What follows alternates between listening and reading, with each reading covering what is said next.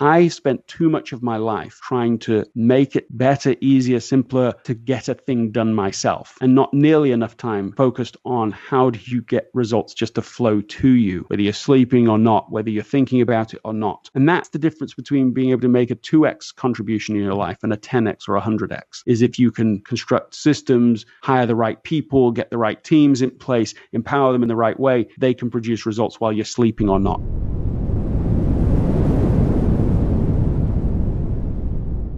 Last time we were talking, you were in workout gear.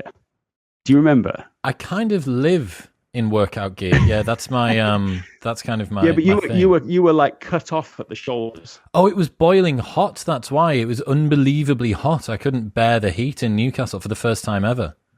And I was overdressed too. It's in the pandemic, but you can take the Englishman out of England, but not, how do you say that? But not the Englishman out of the man. That's not really a great quip there, but I was dressed like I had a jacket on. I was like overdressed for California, and for some reason I was still in that mode. So we were. Anyway, it's great to be with you. That's what I'm trying to get to. Good. Well, we're talking about a new book today, Effortless. Very, very excited for this to come out. I'm a huge fan of Essentialism. It's one of the foundational books that I give to people when they ask what I want to get into personal development. What should I read? And Essentialism's there. So what's the story of how you came to realize that you needed to write this new book? Well, partially it was Essentialism's fault. Essentialism changed everything for me. I'm traveling all over. I'm teaching all over the world, and I want to be doing that. I'm not just the father of Essentialism by that point. I'm father of 4 children. There's a lot of responsibilities. And I really started finding myself with this question of like, what do you do if there are just too many essentials? If you've stripped away from your life the non-essentials, I mean, I had chosen not to write another book. I had chosen not to do a workshop business. I'd put on hiatus the Stanford class that I'd co-created, all in the spirit of removing non-essentials. But what happens if what you're left with, in fact, is still more than you can do? And in the midst of thinking about that, I find out that one of my daughters was literally having a massive tonic-clonic seizure at home while I'm traveling. And that just pushed me over the edge, really. And, felt really like I sort of hit a wall, or rather the walls were closing in around me. And I found myself saying, well, now what? Like, essentialism takes you to a certain place. I think it's necessary, but I started to feel it was necessary but insufficient. And I set on a journey, really, first of all, just to maintain my own sanity and health, and then the same for my own family. For what do you do when life is really hard? Life is hard for everyone, and in hundreds of different ways. But what do you do in that situation? It's important. Life feels hard. How can you make progress in that situation? Do you just give up on the essentials? I think a lot of people do that.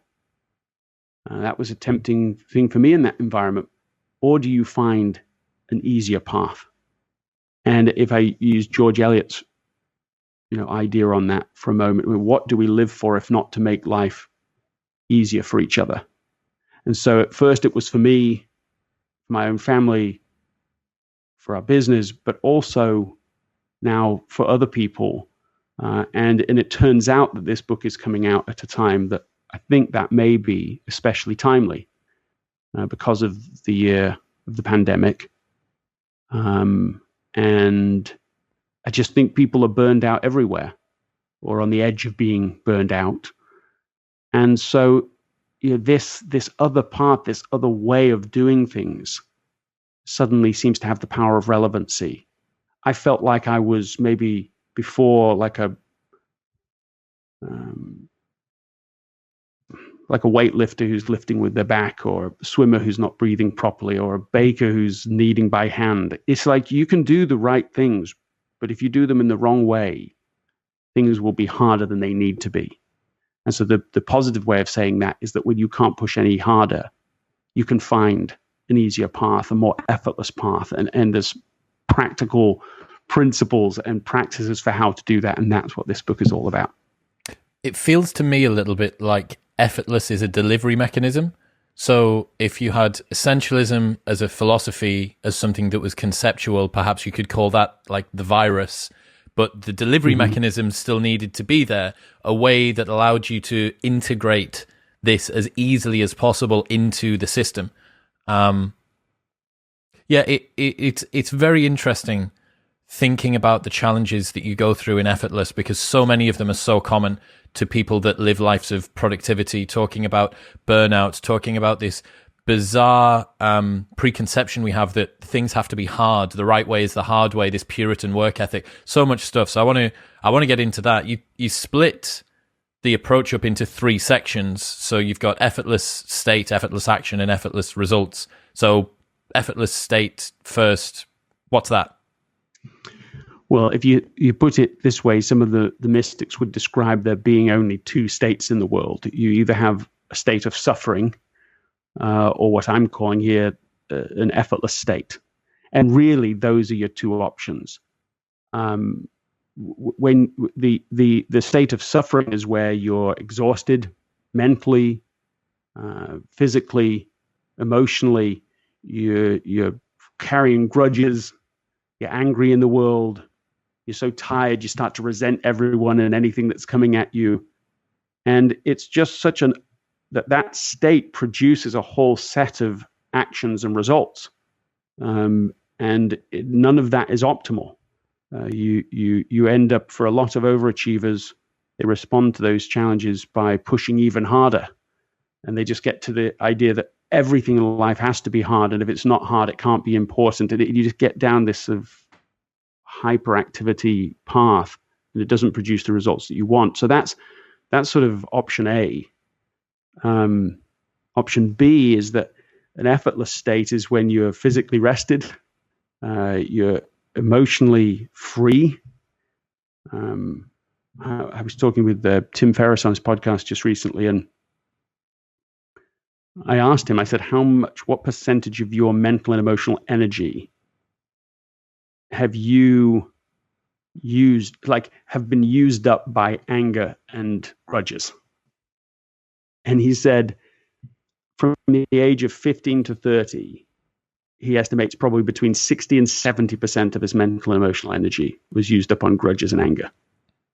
Wow. Can you imagine? I mean, that is just mad. But you can see that's why effortless state is the beginning of the model. That's why this is so vital, is that you can't control all the hard things that happen to you, right? For sure not. All right. I've used one example for me in just summary, when my daughter suddenly has what turned out to be massive neurological problems over a multi-year experience that change her personality, her physicality, everything, right? Like, you can't change that. At first, we couldn't do anything about it. So what you can do is you can make it as easy as possible to handle it. You can make sure that you don't make it worse by the way you respond to it. And I think the first thing you do when those things happen in life, when the challenges come, is that by getting into the right state about them, you can start to remain in a creative state, an open state, a grateful state, and that will put you in a better position to be able to know the right action to take, and therefore increase your chances of getting good results out of it. The biggest identification, the one that really struck home with me, is the fact that people assume that the right way is inevitably the harder one. It's right. Such a common mindset. And I've seen this in myself so much throughout my, as my vintage has increased as an entrepreneur, I've managed to cast it off. But every young entrepreneur knows this. They realize that hard work can get you some success. Right. Then they which I agree with. Yeah. Then they associate the success with the hard work itself, then they get rid of the success and just leave the hard work there. I remember I used to feel guilty if we'd had a successful event at one of our nights, if it had gone well but I hadn't suffered. I used to feel guilty because I thought, no, it should be more difficult than this. If I haven't stayed up until 5 a.m. doing the accounts, if there hasn't been some sort of catastrophe that I've had to deal with, I think it must have felt like I've got headroom above me. I could have done more somewhere. I could have, and it's like, are you telling me that you're complaining because things went well? Looking back with perspective, that's what it was. But yes, so many people assume that the right way is inevitably the harder one.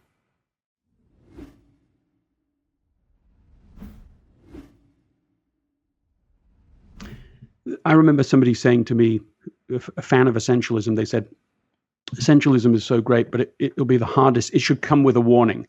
This will be the hardest thing that you'll ever do. And for a while, I just absorbed that like, oh yeah, I should tell people that. And actually for a while I did.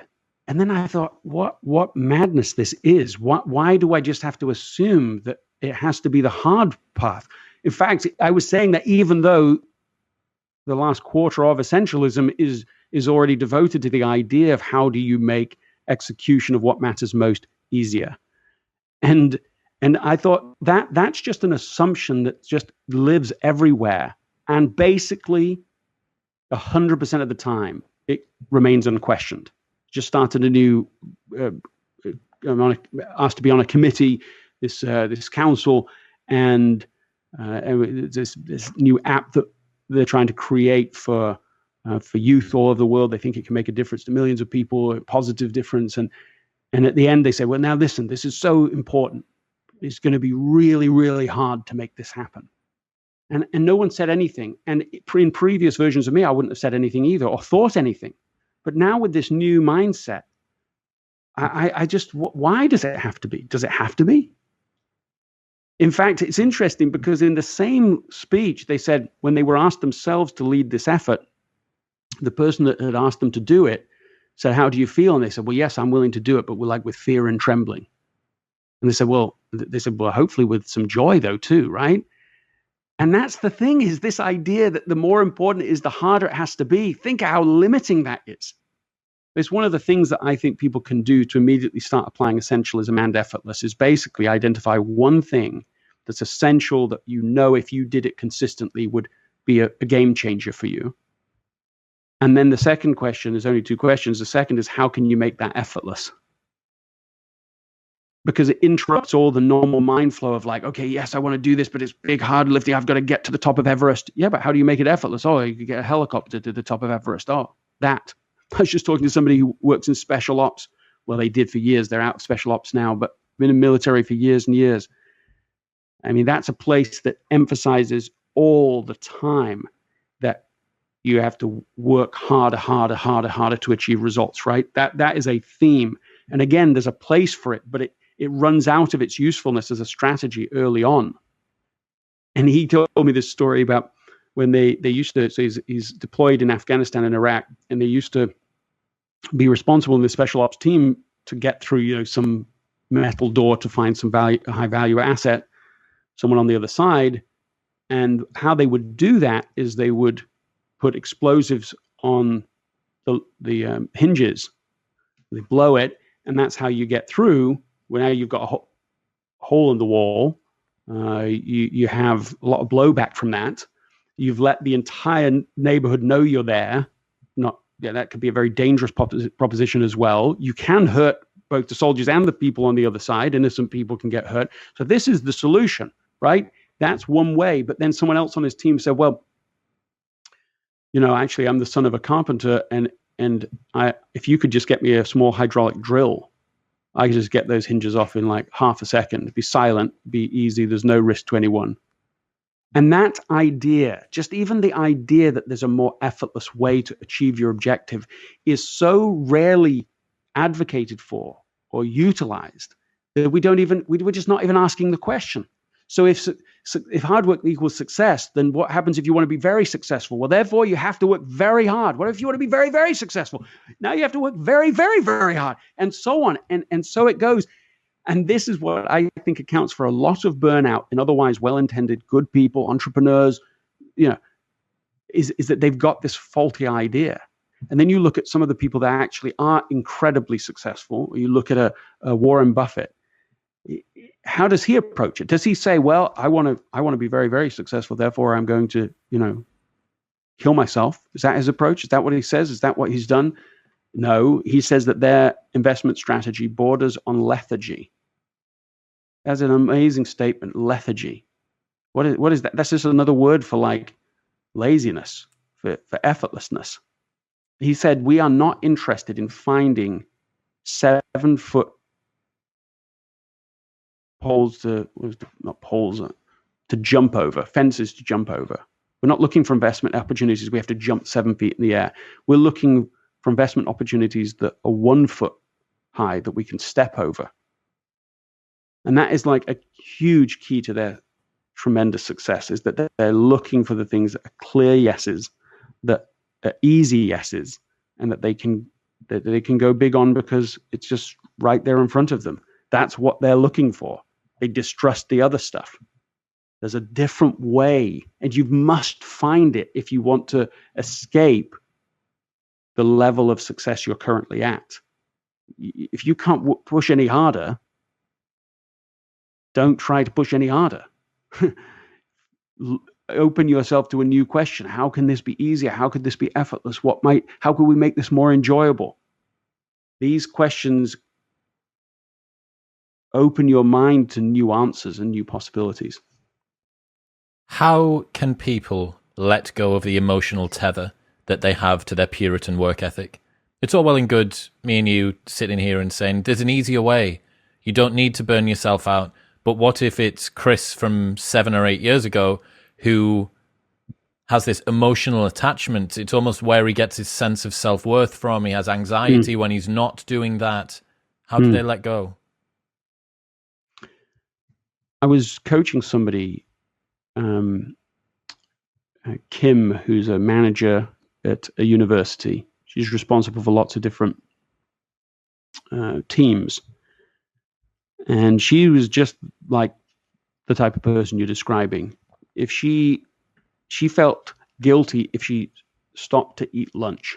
No, I don't mean stopped. I mean, if she ate lunch, she felt guilty. She was the type of person who she's up at 4 a.m. in the morning, photoshopping for a young women's activity at church the next day. I mean, she's just like, if she's not exhausted, she feels guilty. I mean, that's who we're talking to here. But I think a lot of people are in that category, even if they're not quite as extreme as her, or they don't do it quite the way she does. There is this deep mentality. And one of the things that I would say to you, and I said to her, is like, well, don't overcomplicate your way out of this. Don't assume that the way out of this deep mindset has to be painful, hard, wrenching, difficult, and all of that. That's just reapplying the same logic that got you into the state. What if all you have to do is ask a different question? What if that's the difference? And that's what I asked her to do. I said the next time somebody asks you to do something, just ask yourself. You can write it on a sticky note. You can put it on some way to remember, to ask yourself, look, what would this look like if it was easy? Is there an easy solution? Is there an effortless way of doing this? So she gets a call from one of the professors at the university. And he says, look, I'd like you to get your videography team to come and record my class this semester. And she just immediately goes into her overachiever, overthinker, overdeliverer mentality. That's well-worn path for her. She's thinking, okay, I'll get the whole team involved. They'll go down there. We can get a couple of different angles. We'll edit it all together. We're going to add music. We'll add intros, outros, graphics. We're going to wow him. He's going to love us. He's going to be so impressed. That's what she's going for. And then she remembers the one interrupt, the one question. Well, how is there an effortless way to do this? Might there be an easier way? And so she put that to him. Well, what might be an easy solution? Well, as they talk about it, it turns out that it's just one student who has some athletic commitments, which mean they won't be able to be in every class, but they need this class to graduate. And he's just trying to accommodate this one student for some of the classes. And so the solution they come up with on the phone is that another student will just record it on an iPhone and send it afterwards whenever he misses. And that totally solves it. It hadn't occurred to him, wouldn't have occurred to her, hadn't at that point. And she hangs up and she's just like, what just happened? In 10 minutes, we have solved the problem that would have been 4 months of work with all those extra bells and whistles. So I actually do think that just inverting the question from why does this have to be so hard, or how can I over deliver, or how can I, you just say, well, how can it be easier? What would it look like if it was easy? What is an effortless solution to this? And what I will say from my own life feels way more complicated still than it ought to be. Loads of stuff feels harder than it ought to be. That's why I wrote the book. I wrote it for me. I wrote it for other people in that situation. That is our life right now. But I also think the other side of it is that every day I'm using these questions now. And I personally find them almost magical. I can't believe how often, if I pause and ask the question, something will come forward that just was always there as an option, but I didn't see it. Silly example is at a printer on my desk, not on the desk, on the floor in my office over here. Been there 2 weeks. I like to keep things organized, and every time I'd see it, it was just enough complication in my mind about it. Oh, do you sell it? Do you throw it away? If I throw it away, I have to find a recycling center. I don't know where that is. So there's this whole that all like took 2 seconds in my head, but it was enough to go, oh yeah, I'm coming back to that later. For 2 weeks, I'd done that because again, all the extra stuff in my head, all that noise. And I asked the question, is there an effortless way? I look outside, there happen to be a couple of workers out there. I don't know them, but they're just out there. And I'm like, oh, I wonder if they want it. So I walk outside. Hey, I've got this printer. It's working, but it's been replaced. Do you want it? Yes. I walk inside, get it, give it to them. Within literally 2 minutes of asking the question, I don't just have the solution. That solution is executed, done. And that you can say it's a silly example, but a small example. But that is life is made up of those things that are just harder than they ought to be. And we make them harder than they need to be. And it's because we're asking the wrong questions. And if we can change the question, if we can invert it, you'll be amazed at what is possible that isn't possible if you're doing it the harder way. Trying to just bookend what we said there and give people a scalable takeaway from that section. Each of the different solutions that you need are, because each situation is different, the guys that you need to give the printer to aren't the solution to the lady that needs to film the video stuff. But the scalable solution is inverting the question. Instead of saying, why is this so hard? Why is this so uncomfortable? What would it look like if this was easier? What would this situation look like if it wasn't so hard? If it wasn't going to be painful, if it wasn't going to be a slog, what would this situation look like? Yes, it is simply, in many instances in your life, when you have something that's expensive that you weren't expecting something to be expensive for something, so somebody gives you some proposal for something that was much more than you were hoping it would be, just ask the question, well, is there an effortless solution? What might be an effortless solution to this problem? That happened to Southwest Airlines. They're low-cost carrier. They're trying to be careful on how they spend money. Everyone else at the time is using a complex, expensive ticketing system, and it's going to cost them $2 million to install it. They don't want to spend that $2 million, but they're worried that they're going to go out of business if they can't be competitive in and then suddenly somebody says, yeah, what's an easy solution? We said, well, I guess as the effortless solution would be, we don't care what anyone else thinks a ticket is. We don't care what Continental thinks a ticket is. And they're like, yeah, we don't care. We're not interested in that. And so they got rid of that complexity, that clutter by asking that question. And what they came up with is they said, well, we already give people receipts, so we'll just print on the receipt, this is your ticket. And we'll skip the whole $2 million system, all that complexity, all that time, all that effort, just resolve it. It's just done. So the question, yes, the takeaway is ask a better question, ask an effortless question, and you open yourself up to possibilities and solutions that will come to you that won't otherwise come to you. That is the takeaway, yes. If you roll it forward over time, if you spend too much time doing effortful, living effortfully, as opposed to effortlessly, you end up with burnout. And you have a quote in the book that's, burnout is not a badge of honor.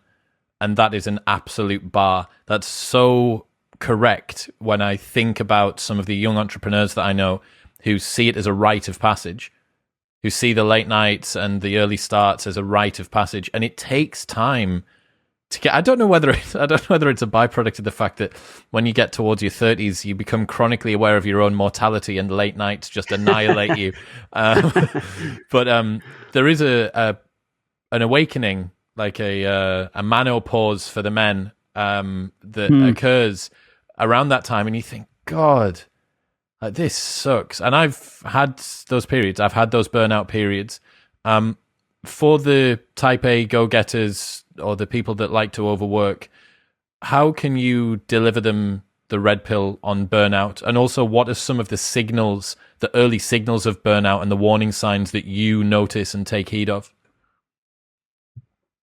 Yeah, so first of all, that last point, one of the trickiest things about burnout is that the closer we get to it, the worse we are at discerning it. And because the problem with burnout is it's affecting your own ability to think. It changes the way you are experiencing your life. So that's what the research shows. The closer you are to burnout, the less likely you are to actually notice it. So this is one of the reasons that you sort of need to develop a heightened awareness. Things that you can do. I mean, one test that I like is, did I use up more energy today than I can recuperate today? Similar question. Did I use up more physical, emotional energy this week than I can recuperate this week? Because some days you are going to, and even some weeks you're going to. There are rhythms to life. Of course, there are times that there is a sort of big push moment, but you don't want to live your life in that place, because then you won't get to choose when you have to stop. It will eventually be chosen for you, but you'll also be choosing the highest cost path. By the time you stop, you just look at what your relationships look like with the people that matter most to you. You look at what your overall health is. You look at what your overall life quality is. You won't be happy with the results of that by the time you're forced to stop. So I think that's one test about it. I think a second test that I like for burnout is like when you start to resent people. When any request that comes to you just irritates you, bothers you. My goodness, just another thing. That's a good signal that you are burned out. When somebody's moved something in your home, and you can't find the thing that you wanted to find, and that just drives you. You can't believe you're so frustrated about this. You feel impatient and so on. This is a pretty good sign that you're burned out. If you feel like you're using a lot of nervous energy, that's the fuel that you're using, is nervous, sort of anxious energy, stress energy. Again, that can help to get you through certain things, but you don't want to be running on that fuel all the time, because that has all sorts of negative externalities. So yeah, those are maybe 2 or 3 tests that I think you can use to kind of start to assess, am I on the edge of burnout, or even way past it? Have you got any strategies for how people can bounce back from burnout quickly? Well, I think that the principle we should start with is that relaxing is a responsibility. So that's a different frame. It's not like a nice thing to do after the fact. It's like real relaxation is as important responsibility as any other venture that you have in your life. What I would recommend that people do on this is that I think that they should start a little list, somewhere between 10 and 20 items. And at first, your average overachiever might not even be able to put one thing on that list. But the list is, what things relax me? What is relaxing for me? My wife and I have both done this, and our lists are completely different. It was very helpful for us to have for ourselves, but also for each other. So that if I'm trying to support her, same you could do it with the members of your team, so that if you're trying to create an environment that is that supports a proper balance between work and relaxation, that you actually can have signature experiences created for them. So I know, so my wife's birthday, for example, or if I'm just saying, hey, I can see she's starting to get a bit burned out, I can look at the list and actually construct an evening or a day, or try and, instead of just going, oh, you should take the day off, you should relax. Well, that's quite stressful for overachievers. They don't know what to do with that space. That's not going to, you don't want blank space. A lot of people don't. So you actually have to learn relaxing as its own capability. And as they say, for overachievers, they're more comfortable setting a goal to run a marathon than they are to take a nap. Right, take a nap is like, what? I don't know about that. I don't know if I can do that. I don't know how. Yeah, that's the mission impossible. And in fact is one specific thing I think people, if people understood the actual research around the value, the return of investment on taking an effortless nap, I think they would lean into it more easily. I'm not always great at getting the number of hours of sleep I need at night, but I am like a champion napper. And I don't even, honestly, for a long time, I didn't even know that people thought of that as sort of a bit childish. Or take a nap, and I think that was like sleep time for my 3-year-old. It's like I don't know where I picked it up, but I just 100% believe in it. As soon as I feel that sleep pressure building, as it does through the day naturally, somewhere in the afternoon, I'm so happy to go take a nap. I recognize I will be twice as productive in the rest of my day. Discernment way better. My state can be restored. Even just literally half an hour of lying down. Yeah, I was just talking to somebody the other day, and they said, if I ever work from home, I used to say, if I ever work from home, I'm going to take a nap every day. And in 1 year of working from home from pandemic, they've never done it. The opportunity's there now, but the mindset is still built around some other, I would say, industrial age view of productivity, where we treat ourselves like a mill or a factory. We're neither of those things. We're not a factory. We're humans with biology, and the system needs times of concentration and times of relaxation, and that is optimal performance when you can get those two together. Moving on to the next section, which is effortless action. What's that? Yeah. How does that integrate with where we're at so far? Effortless state is just, always come back to, so that when you're out of that state, you as most of us are most of the time, we just need to keep coming back to it. Physically, I need to take a nap, or physically check in. I need to eat something. I haven't eaten anything. Eat something healthy. That's about the sort of constant adjustment. But as we get into that effortless state, what we want to do is to simplify the action itself. So I see a lot of the times that the action itself is not really the problem. The problem is getting to it. You've got all these assumptions. It has to be hard. You're overcomplicating, you're overthinking, and so on. But then when you get to the task itself, people still can approach that in a way that the action is harder and more overwhelming than it needs to be.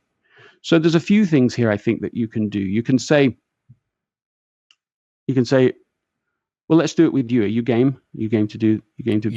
You love doing this. You did it to me last time. Let's do it again. I did, but I wanted to do it a little differently today. So back to this question I asked at the beginning. Okay, starting now in your life, what is something, important, game changer, something that you want to get done?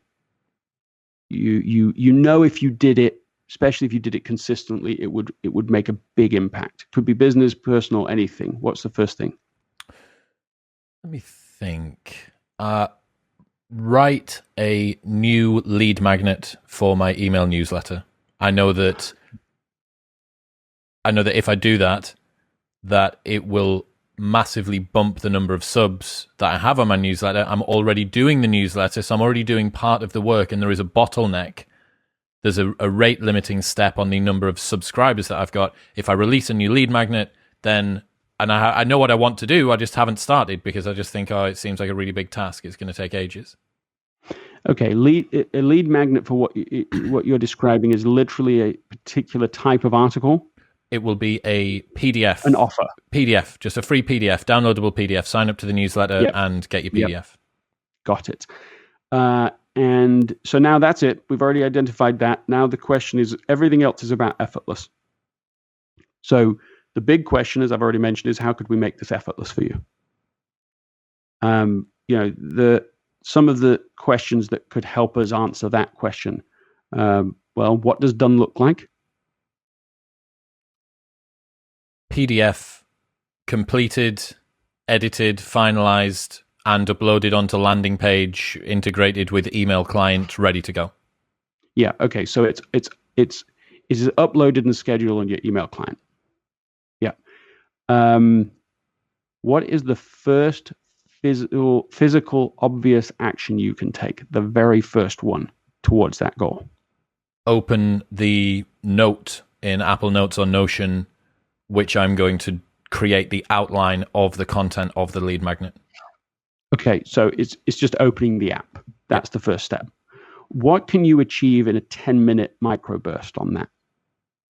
If you spent 10 minutes, the next 10 minutes, you're in there, you've got 10 minutes, what could you achieve? The lead magnet is going to be 100 books that I think everybody should read. And I could go through my existing Amazon shopping list, which is already on the internet, and I could run through that and take off the highlights from there. I've already done some of this work. Yep. So within 10 minutes, you're not going to get all 100 in there probably, but you're going to get, what number? 20. Some. 20 between 10. I mean, they're there. Yeah. There's tons on that list, so it would be pretty easy. Yeah. So next question. So we've identified 20. We've identified a 10-minute thing. If you worked on it, is this something you would generally want to work on in one big push, or is it if you worked on this, let's say every day, and you were going to add 20 per day over a 5-day period? Does that feel sustainable to you? Does that feel like, I could imagine doing that in that way? Or is that uncomfortable in some way? That would probably be fine. I'd be tempted to batch it in a different way. I'd probably get all 100 listed in one go so that I'm in one mode of thinking. And then the next one will be to actually fill out why I think people need to read this book. And then perhaps another one after that would be getting the Amazon short links and doing that across, or sending that to someone in the team and getting them to do that.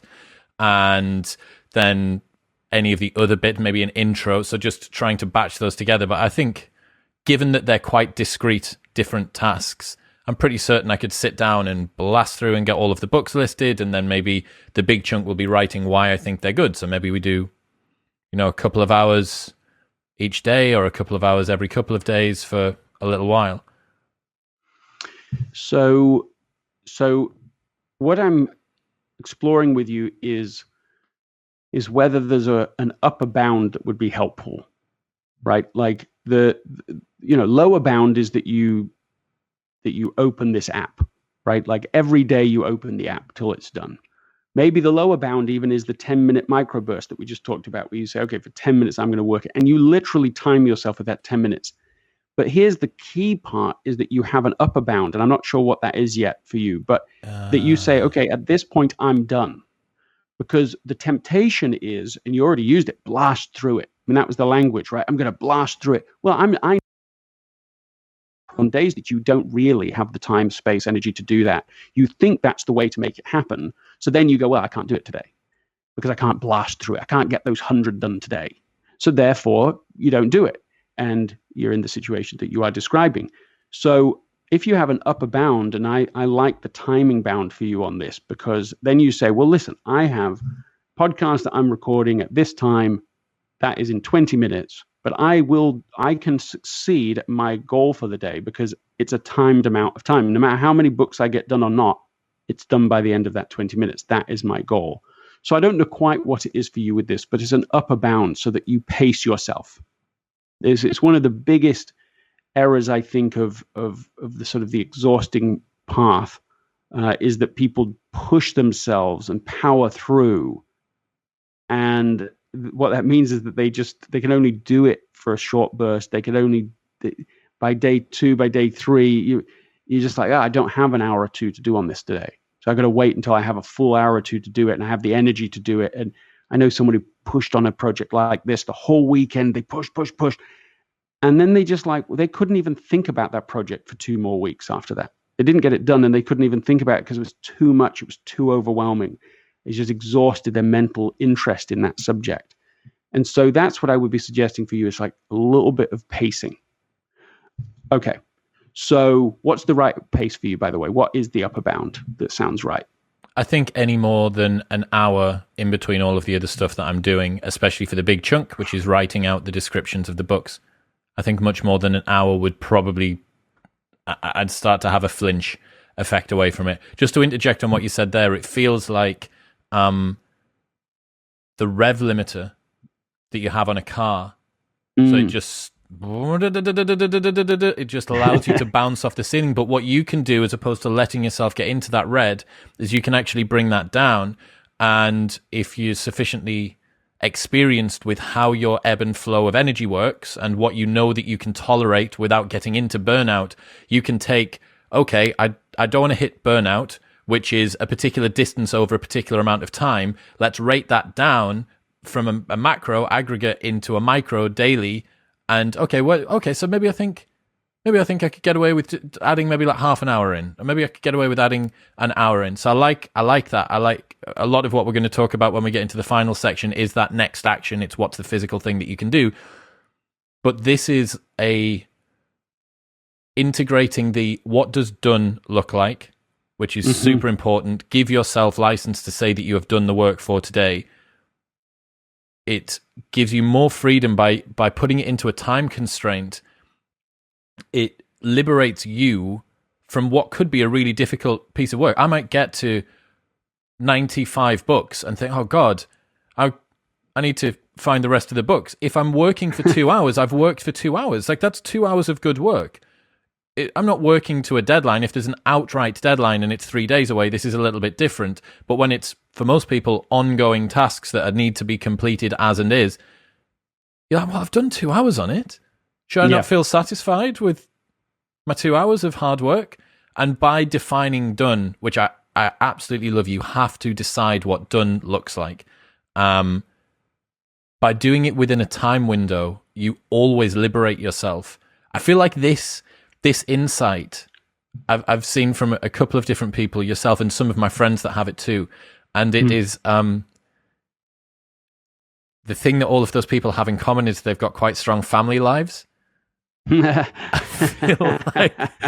feel like this is a forcing function. It absolutely is. Whereas, I'm sure when you were young and didn't have those responsibilities quite so much, and were sort of still where I'm at now, where I don't have a missus or kids or a dog that's knocking on the door saying we've got such and such's barbecue tonight. That's when you can just keep nose on grindstone and just continue to go away and away. So I love that. Define what done looks like. Give yourself a window and use windows of time as little mini extrapolated or reverse extrapolated burnout indicators, and use that as a little rev limiter. Awesome. Yeah, I mean, I think for you, I'm not saying an hour. You said an hour before you flinched is what you described. Like, we have an hour more, I start to flinch with that. I think for you, it's like half an hour is tops on this assignment. You can do a lot in half an hour. I know you can. You if you start doing this within a half an hour, you'll have a whole thing, and that's fine. You leave it there and you move on. You see the benefit. I took on a big project 6 months ago, and I knew if I forced it, I could get it done. No, actually, I thought if I forced it, I could do it in maybe 3 months. But I didn't. I said, no, it's going to give yourself the time. It's a 6-month project. It was a major project. At the end of that 6 months, I got it done. It felt effortless. The journey was effortless. It was really rewarding and really great. And there's other people I know that would like to do it, but it's overwhelming to even start. And other people I know that started, pushed too hard at the beginning, exact same challenge that we're taking, and they're halfway through now. It's still taken 6 months, but they pushed hard for 3 months, didn't get it done, and now have semi-given up. And And so this power of pace is not obvious to overachievers. We want to get it all done now. We're going to force it. We're going to push it. You pace yourself. You go slow to go smooth, and then smooth turns out to be fast. That's the military phrase, right? Go smooth, go slow to go slow is smooth, smooth is fast. So that's on the pacing thing. But for you, now this is a good transition for effortless results and the distinction, because effortless action in the book is really about how you take one project, one activity, and you make it as easy as possible to complete. There's a very practical section in the book.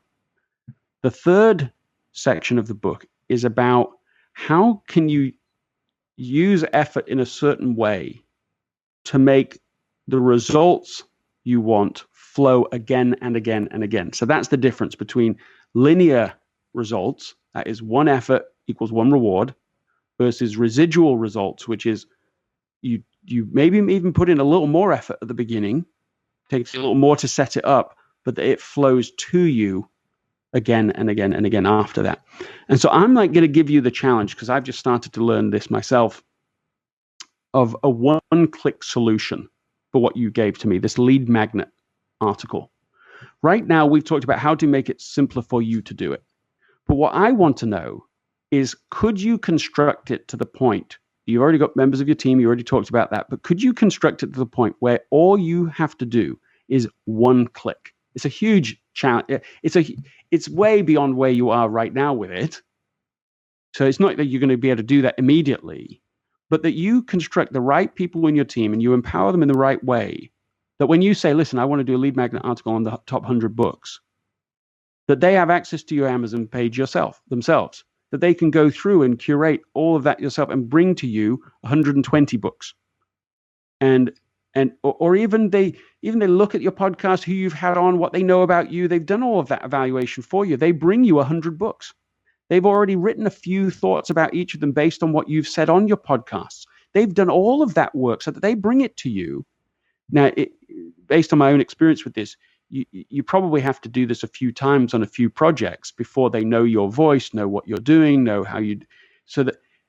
But again, there could be a point where in the future you have the lead magnet and it's a one-click solution. They send it to you, and all you're doing is approve or not, and the whole thing has been done. So that's the difference between effortless action and what I'm describing as effortless results. And that is for me personally, the hugest thing in this book. It's like I spent too much of my life trying to make it better, easier, simpler to get a thing done myself, and not nearly enough time focused on how do you get results just to flow to you, whether you're sleeping or not, whether you're thinking about it or not. And that's the difference between being able to make a 2x contribution in your life and a 10x or a 100x, is if you can construct systems, hire the right people, get the right teams in place, empower them in the right way, they can produce results while you're sleeping or not. Whether you're focused on it today or not, whether you're taking the day off, whether you're relaxing today, stuff still happens. Amazing things can happen. And so I just put that to you. How can you get to a one-click solution? That would require me to finally make the decision to hire an assistant, a full-time EA, which I haven't done yet. I don't think it's too ridiculous. All of the structures are there. The root content that the team would need is there.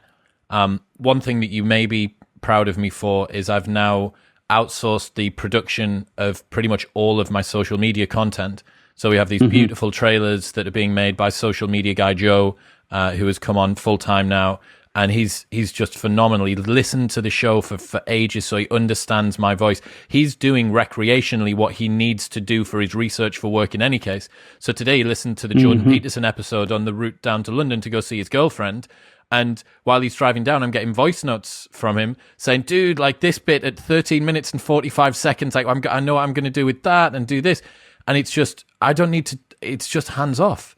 He just makes this beautiful content from all of the stuff that I already do. Then he takes my newsletter, because he gets delivered the newsletter every week, and then he repurposes that into tweet storms for the following week, because he knows that it's timely and he knows that it is in my voice. And then every time he reads the newsletter. So that is, that's my equivalent. I probably would have said to you a year ago, I want to be able to scale my exposure on social media, and you would have said, what would have been a one-click solution? For me now, it's maybe a voice note in a WhatsApp chat solution. So technically, it is one click. There's maybe some words, but hey mate, got this new episode coming out with Greg. Really think that we can like dig some great content out of this. Just put it on your list for next week. Beep, done, and it'll appear, and then it'll appear on the internet. So that is one of the things. Something that it's a great. No, go, carry on. Just something that is probably lurking in the back of some people's minds is they don't have a team, or maybe they're a one-man band, or maybe the tasks that they have to do they can't outsource to other people. What's the effortless results solution for someone that can't outsource? Well, effortless results is, you can apply it in any situation that you're in. It's really just to do with the mindset. In your particular instance, what would a one-click solution look like for you without hiring people? Is that the question you're asking me? No, for other people, not for me particularly. So you just mean in general, how can a person achieve residual effortless results if they don't just have a team that they can hire? That's what you're asking. Yeah, I would say that no matter what somebody's situation is economically, they ought to lean into the idea of network. I know when I first came to the United States, I literally had no money at all. So it wasn't like I could have solutions that looked like, I'll hire that person. So exactly as you're saying, that definitely wouldn't have been an option. But I did reach out to, I started building it, I would knock on people's doors, so to speak. I would call them up and just network and tell people this is what I'm trying to achieve. I want to teach, I want to write. And so by getting to know people beyond your normal group, you are, to say it this way, I had Benjamin Hardy on the What's Essential podcast, and he said he just wrote a book called Who Not How. Awesome episode. I really enjoyed that. Thank you, Chris. I really like that too. I've walked away kind of changed by that myself, and again aware of how often I was doing, making my own action easier rather than just find somebody. That there is a huge network of people now. You certainly don't have to be hiring someone full time, but taking networking seriously, so that you can start to think about how you can serve them. Maybe the way that you'll serve other people and create value for them is introducing them to someone else in your network. And so you are still serving them. You're still creating exchange of value. And that's all money is an exchange of value. So even if you don't actually have pounds or dollars and so on, you still can create value for people. You can still make yourself wealthier. You can still connect with through other value creation. And as you're doing that, I think you are still looking for people who follow what Warren Buffett, he has these three words. They all start with I, so I call it the 3 I's test now. It's like who you're looking to work with is people that have high integrity, high intelligence, and high initiative. And I wish I had had that test 20 years ago. That's such a simple, clear test. And so I just look now for people that are high in all 3 I's. And when I find them, it's just such a pleasure to work with them, because you don't have to worry, and you're not, integrity issues. I don't know if they're going to be honest with me. They're going to say one thing and do something else. That's exhausting if you're working with somebody in that capacity. If you find somebody that's high intelligence, that means they can figure things out. It means that there's high processing abilities. I don't mean what their resume says they went to school on. Can they do stuff? Are they capable? And then the third, in some ways, it's the thing I most long for, is high initiative, because that's so much more effortless if you're working with somebody that's got high initiative. Because effort, really, what effort is mental exertion. It's having to think about something. With your article, it says you have to think, think about which articles to get. Think about what you want to say about each of these books. Think about all of that's the effort. It's mental exertion. If you've had someone with high initiative, they're doing the thinking for you. So, I suppose I've just given a list of how to find people that you want to work with, but I'm just wanting to distinguish that you don't have to pay the person. You certainly don't have to hire them full time. And that's a more unusual step for people, especially as they're starting out. But there's so many services available now that weren't before. You can go on Fiverr, you can go somewhere else, somebody that on a very low price point, you can test, you can see, is this a good fit as you're starting, launching your business. I suppose the only other thing I wanted to say about effortless results is that you can apply it. I'll give you another entrepreneurial application, is a way you learn. If you learn there's two different ways of learning. One way of learning is what you were almost all of us have been taught in school, which is, here's the content. It's going to be a test. You're going to be tested on approximately this stuff. So review that stuff, try and memorize that stuff, try and reproduce that for a moment. I'm not like all negative about that. You are going to learn if you do that, but it is limited value because you are really learning something once to apply it once.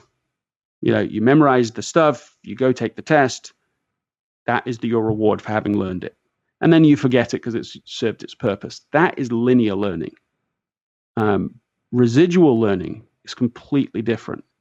I remember Elon Musk was once interviewed and asked, it was a bit of a leading question, but he was basically asked, look, how have you learned so much so fast? Because what people don't know about Musk is that he, before he started SpaceX and Tesla, he had no background in mechanical engineering. Just think of that. He had no background in rocket science. So people don't know that. They assume that was his background. He didn't know anything about those subjects. Well, exactly. He certainly didn't have degrees in them. And so he has managed to upgrade his thinking, enormously, in order to be able to then not just be in those fields, but in fact, push the limits and expand the knowledge within those fields. And he was asked, well, how have you managed to do that so fast? And he said, well, I like to think about this as a semantic tree. He says knowledge is a semantic tree. And he means by that the trunk of the tree are the first principles, the core principles of this new industry. He says, you've got to get really clear on that. If you can get the trunk of the understanding of if you can get the principles clear once, you have a structure to add all the other learning to. That's where he's saying it's a tree. You've got the trunk and then the branches and the leaves. You can add little new things you learn onto a structure you have learned and are confident in. But what I want to add to his answer is that what it really does, if you can get to the principles that if you can understand the principles of whatever you're trying to do, you can apply it hundreds and hundreds of times into the future. And so that's an example of you invest once to understand it deeply, but then you can apply it in 1,000 other situations. You don't need money to do that. You can achieve that result simply by saying, okay, I'm going to study this, but I'm looking for the core principles so that I can adopt them, absorb them into my mindset, and then have same as Munger you talked about. Maybe it was before we started the interview, but the idea that you've got to get worldly wisdom that you get if you've understood the principle deeply, you can apply it in smart ways in whatever entrepreneurial venture you're pursuing. What are some of the most important principles that you use? Oh, that's a good question. One principle for me is, the principle is that if you want to be 100 times more successful in life, you need to be 100 times more grateful. As soon as you say the word gratitude, I think people go, oh, yeah, I think I've heard that before. And it's like they say that because they haven't even scratched the surface of it. Or if they react that way, they think, oh yeah, I've done a little gratitude in my life, and it makes me feel a little better. And it's like, yeah, that isn't it at all. If you can be grateful in everything that happens to you, you will get 100x return of like the results you want in life. I don't even hesitate to say that. Gratitude probably is one of the key themes that runs like a golden thread through effortless state, action, and results. If you can be, one of the tactics for this developed after getting to know BJ Fogg of Tiny Habits, and he develops these habit recipes for the Stanford Design Behavior Lab, and a habit recipe in its simplest format is: after I X, then I will Y. And for this practice, I have said, okay, after I complain, I will say something I'm thankful for. And what I noticed when I first started that is I complain a lot more than I realized. Like, I really couldn't believe it, because I think of myself as being quite positive and being quite grateful and optimistic and those things. But I just was amazed. I just was like all day long just complaining about things. Walk into the room, oh, children, why are you doing this? Why are you doing that? Wait, just chat with Anna. Well, this meeting took longer than I thought, and this thing happened, and this is what I'm leading with. As soon as you add on, like I didn't say, okay, I'm going to eliminate all complaining in my life. That seemed overwhelming. But every time you complain, you just say something you're thankful for. Say something positive afterwards.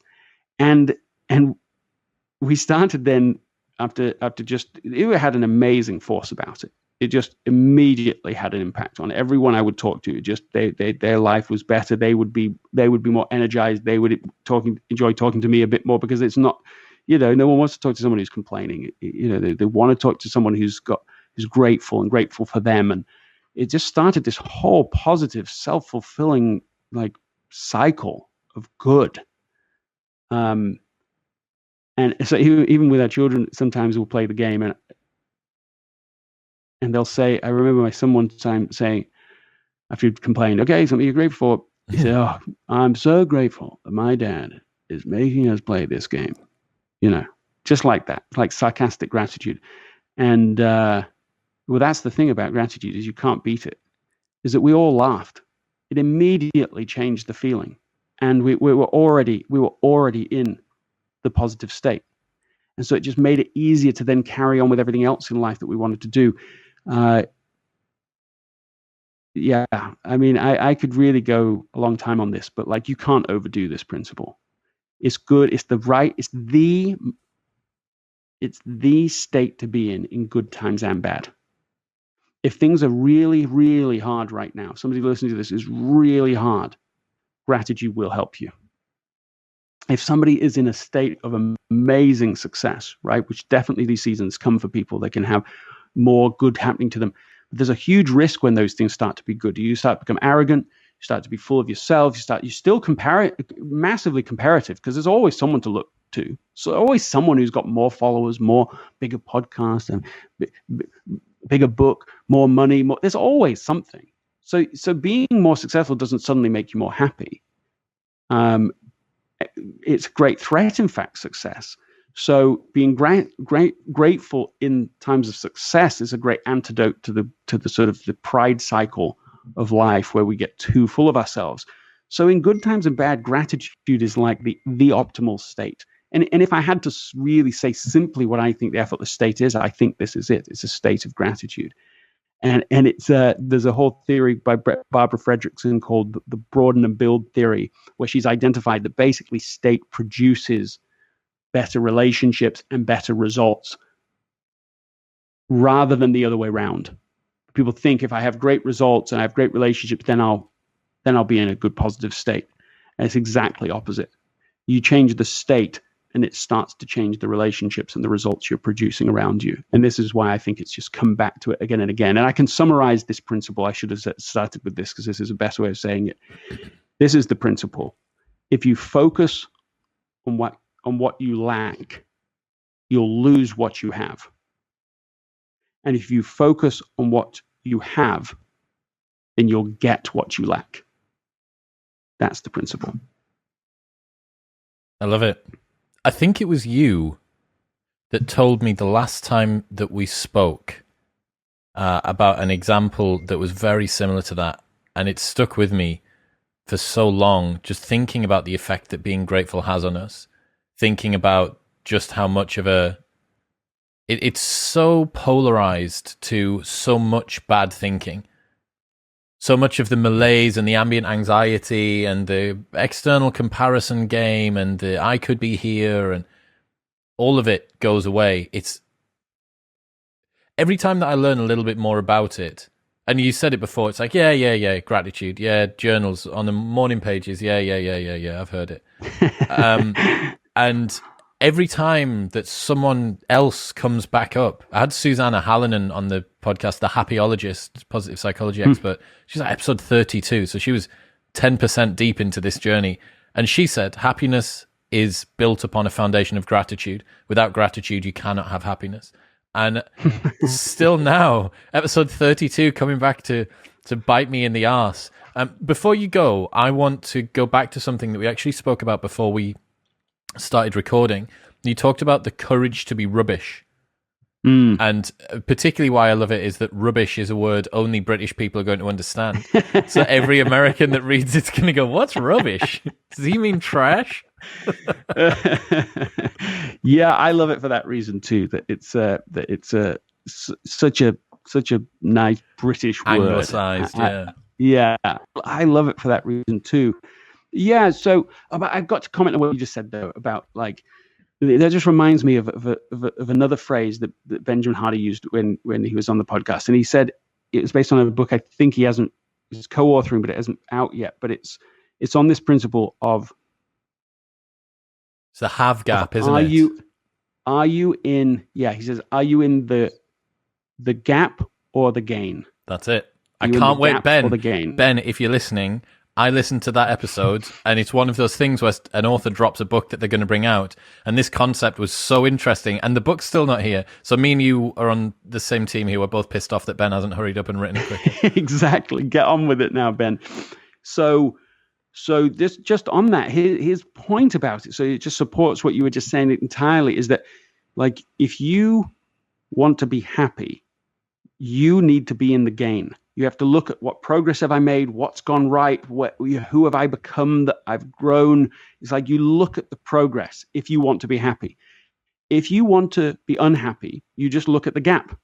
And that's it. You can probably be successful either way, but you definitely will not be happy if you're looking at the gap all the time. And so it's about a ratio question. What percentage of your life are you in the gap?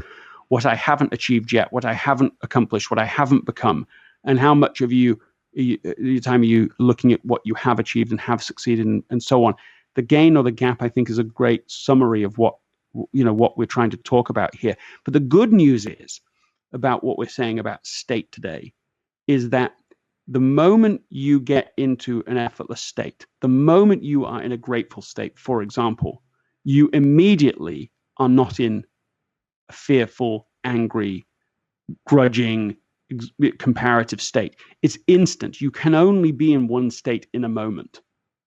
So the moment you're grateful, even where my son is sort of sarcastically grateful, it's already happened. It's already moved. And of course, in any moment you could go back to complaining and so on. But we've been emphasizing it just as a family just this last couple of days, this week, spring break for us, and so we've upped the ante. It's like, yeah, you can criticize, complain, but after 3 things you're thankful for. And it's amazing to me. It's amazing to me that it works. It just works. They start getting into arguing about anything. I mean, you can argue about anything in life, can't you? It's the most ridiculous things you get all focused on. And it's what does it is it brings the whole state of the culture that you're in, the environment you're in gets bring down. You've got some of this toxic on your team. It just brings everybody down. But as soon as you have that person starting to say something they're thankful for, it re-energizes the room. People just start smiling and laughing. It's an amazingly fast fix. Do you know what? Sorry, I'm going to have to interject go on. now. Yeah, we'll riff on this. Keep riffing on this. So I started doing gratitude journaling probably about 4 years ago, something like that, 3 or 4 years ago. And what I found was my natural state wasn't massively grateful. I think if you haven't done formal gratitude practice, it's actually quite weird.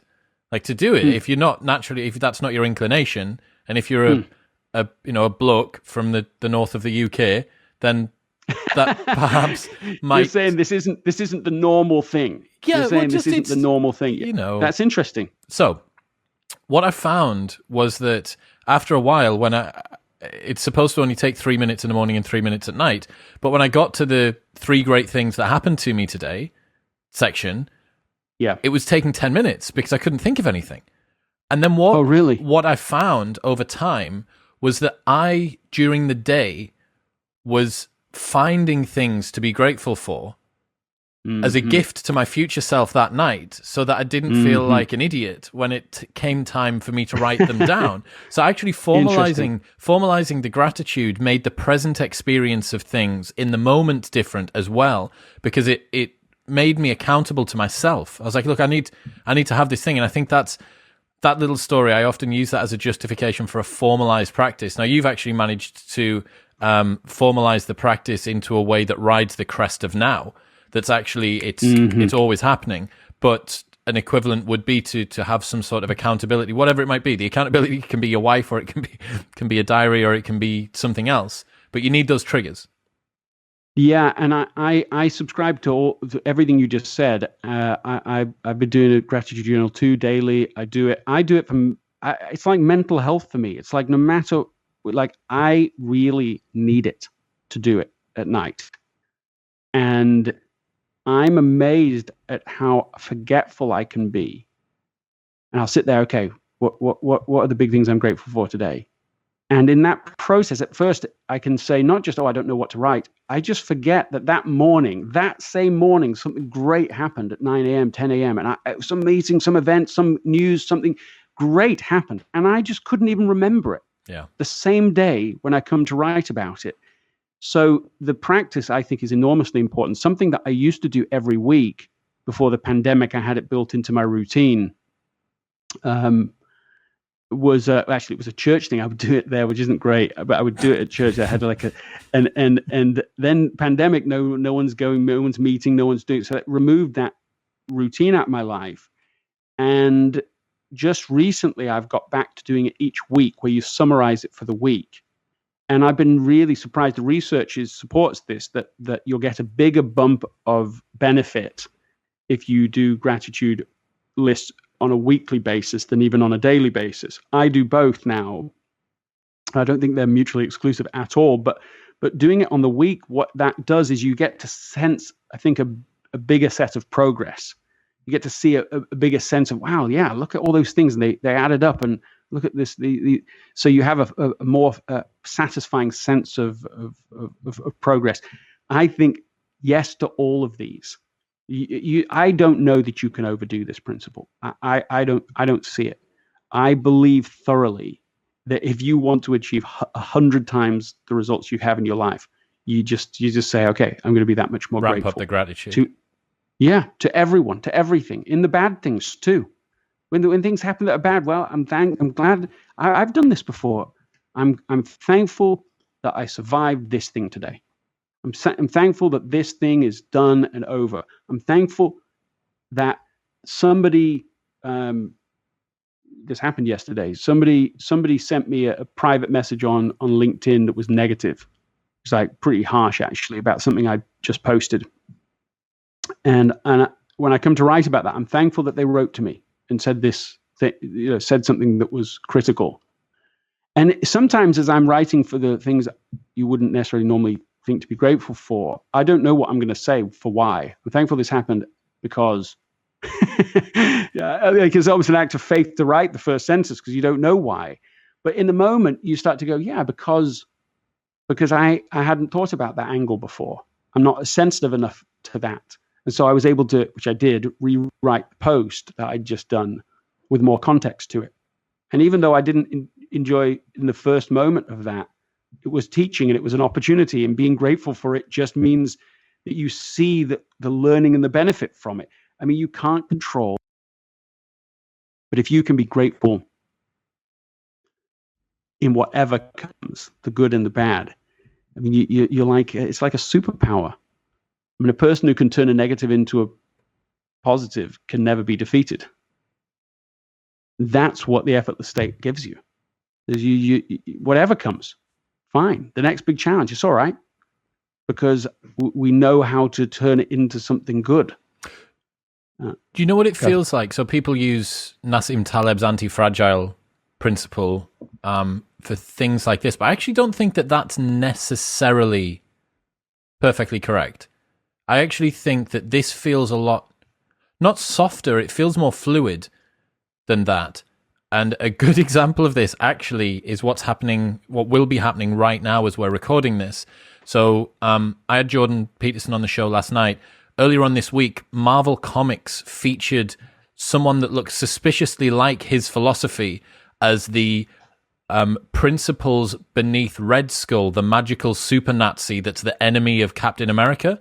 So basically, Ta-Nehisi Coates, that was the particular author of the comic book, was saying Jordan Peterson is, he has some analogies between his philosophy and that. So today, Jordan has released a bunch of Hail Hydra, which was the thing from Captain America, which looks like the Hydra head from above, but he's changed it into a lobster and put Hail Lobster. He's released them on posters and T-shirts that are limited edition, and all the proceeds go to charity. And he put a tweet out yesterday that had 40,000 likes on it, something like that. So what he's done is he's taken something which has happened and said, okay, well, not only how can I perhaps deal with this, but how can I find gratitude that this is now an opportunity for me to do it? And yeah, there's some particulars with regards to his platform that permit him to have more degrees of freedom with things like this. But presumably somebody lower down the status hierarchy or the clout hierarchy, their challenge would similarly be downregulated in kind. So yeah, seeing stuff like that, when people take something that ostensibly should be like quite a bad day, being called out by the biggest comic on the planet for being the underlying philosophy behind a magical super Nazi, probably doesn't rank on every author's like this is a good day. Yeah. But now it seems really charming. The based on what I'm seeing online, it looks like the public opinion's massively in his favor, and whatever is chosen charity, some homeless children in Canada, something, they're going to get just some insane amount of donation. So yeah, that's for a tacit example there. Right, courage to be rubbish. What does the courage to be rubbish mean? Yeah, courage to be rubbish is well, I've got to share a story about it. There's a British industrialist, Henry Kramer, 1959. He wants to support and accelerate progress on a human-powered flight. So this is like 50 years after the Wright brothers have actually successfully flown in an engine-powered plane, but no one's done human-powered flight. So basically, a bike inside of a plane, and he thinks this is going to be doable. I mean, this is only like 10 years before Neil Armstrong is on the moon, so it doesn't seem crazy to him that they can do this. So he sets this thing, £50,000, quite a lot of money even now, but it's sort of a lot in 1959. Go. All sorts of teams get involved, well-funded, impressive brains, all this. And for 17 years, they fail. Just nothing. Enter Paul McCready, who comes in. He's in debt. He doesn't have money for a team. He has just basically his friends and family. In fact, he has his young son become his test pilot. Dad, what am I doing today? No, don't worry, son. Just keep your helmet on. It's gonna be all right. It's gonna be all right, son. So he's staring at the problem. Why have not people been able to make more progress on this? And he suddenly realizes everyone's been trying to solve the wrong problem. They're all trying to build these really beautiful machines, elegant, wooden ribs, plastic casings, all this just beautiful things. Great teams, great minds, all this. In order to, they have to do this half a mile flight, 2 mile flight, something around these two pylons without stopping. And that's what they're focused on. And he goes, no, it's exactly opposite. What you need is an ugly as they come thing that can crash and be rebuilt cheap and fast. That's the real problem to be solved. If we can solve that, then we'll be able to learn so much faster and then be able to figure out how to do this. So they built this thing totally ugly, looks amateurish. It was really light.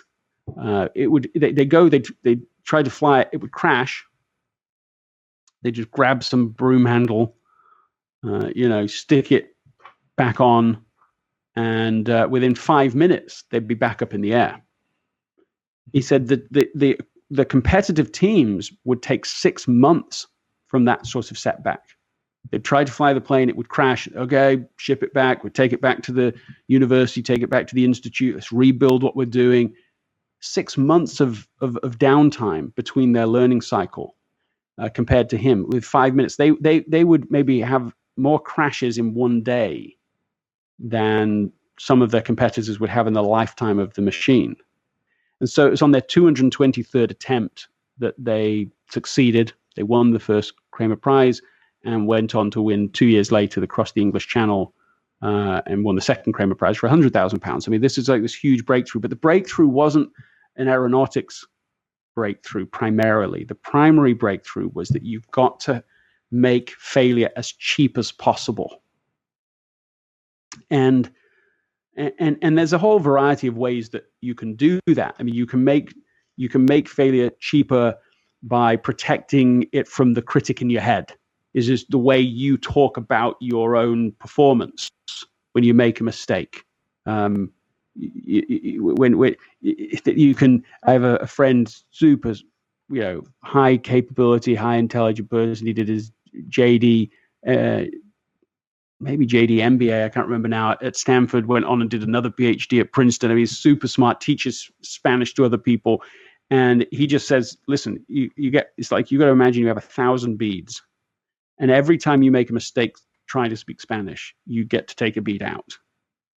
And once you've got 1,000 beads out, you're going to be level 1 mastery in Spanish. You just got to go out there and make mistakes. Whereas some people I've got to learn it, get really good before I ever use what I know. The courage to be rubbish is in that you learn. Everything starts rubbish. Every masterpiece started rubbish. They had the courage to do, the bad version of the article. And I meet so many people who say, I want. But this idea they have in their heads, I think, they're trying to do the wrong thing. They're trying to solve the wrong puzzle. They're trying to be perfect out the gate.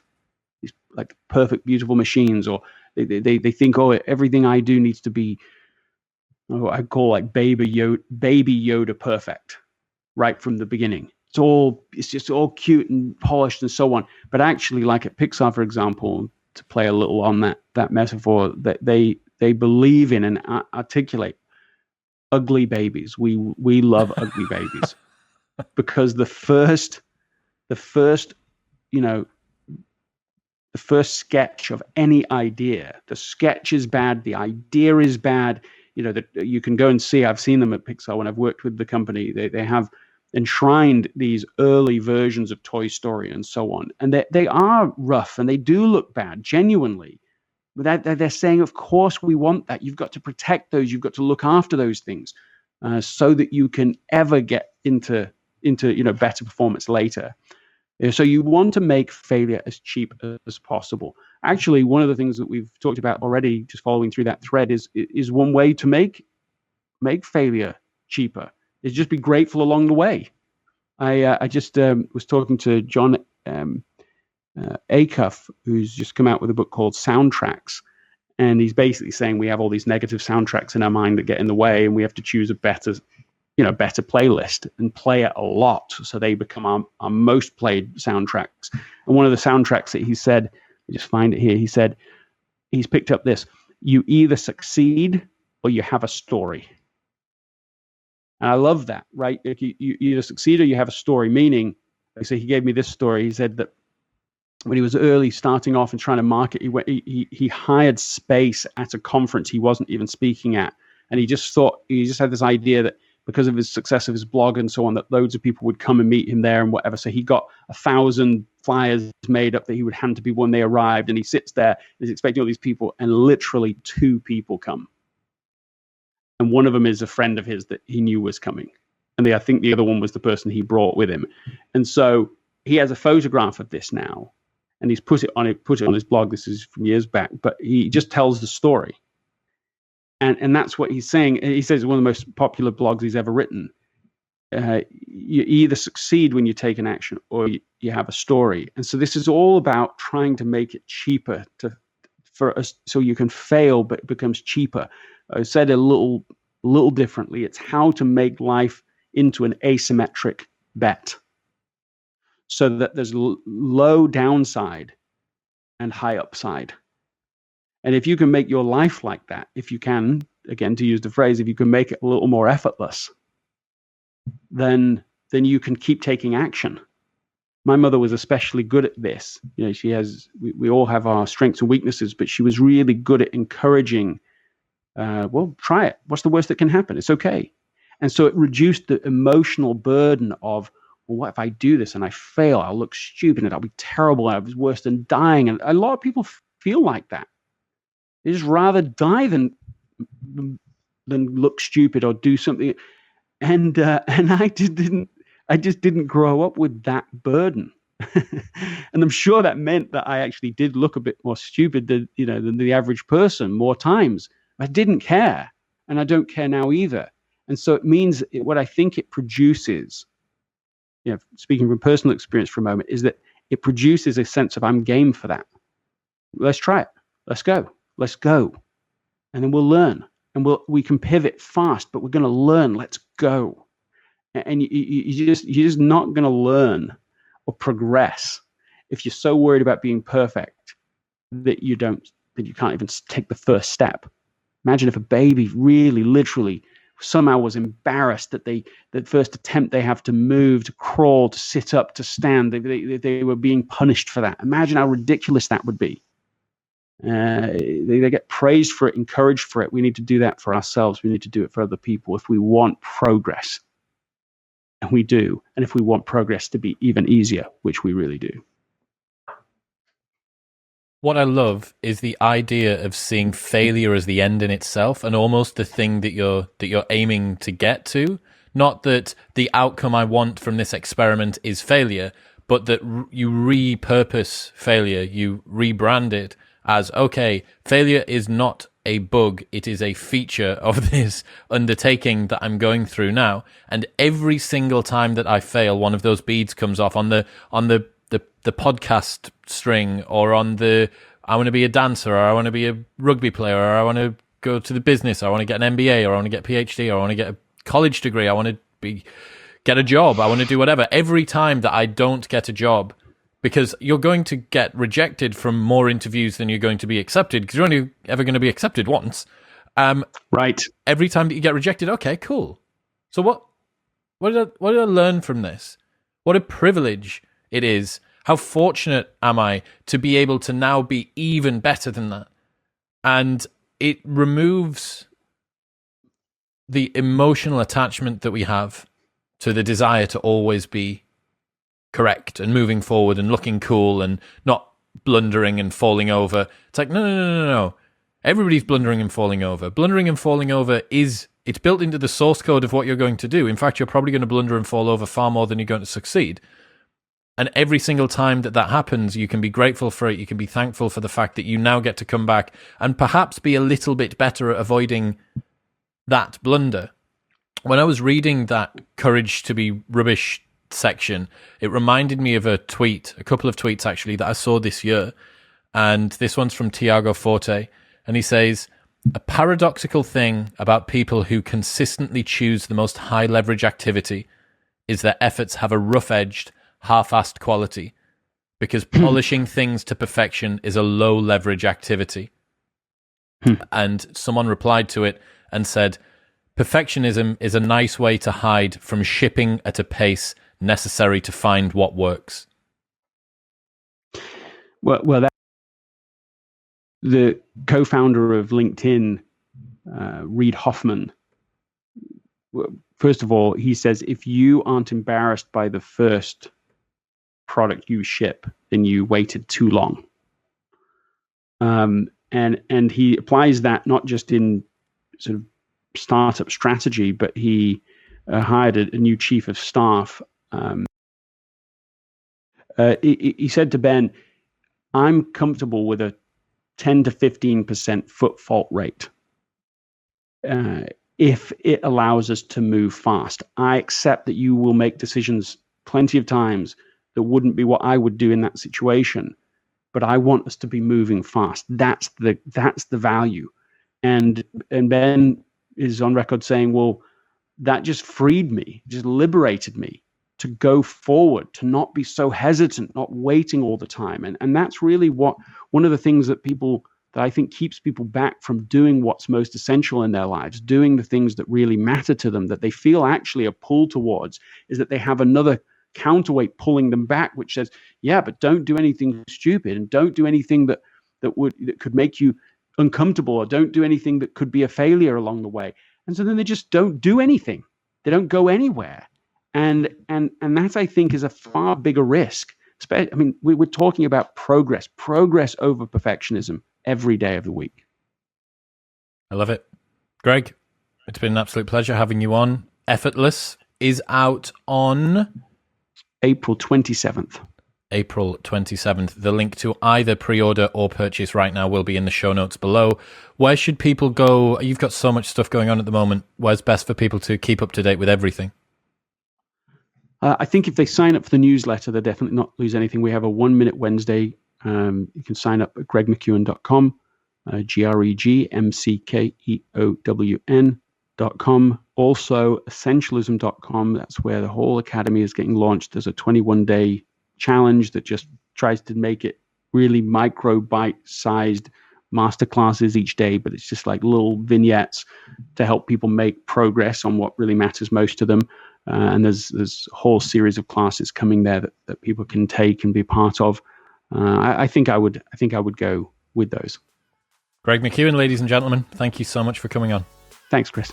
Thank you very much for tuning in. If you enjoyed that, then press here for a selection of the best clips from the podcast over the last few months.